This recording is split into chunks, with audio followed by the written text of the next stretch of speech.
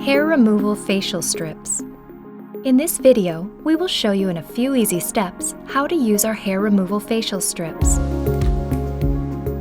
However, do not forget to read the instructions and precautions for use before applying the product.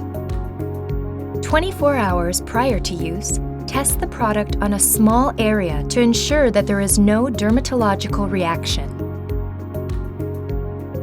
Ensure that the skin is clean and dry.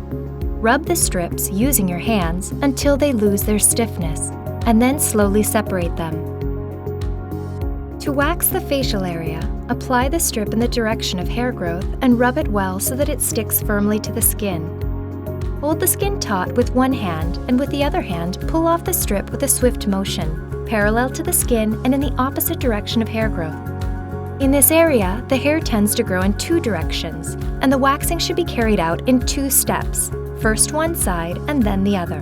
Remember that the same strip may be used several times. To finish off, use the wipes or some cotton wool soaked in baby oil to soften your waxed skin and remove any remaining wax.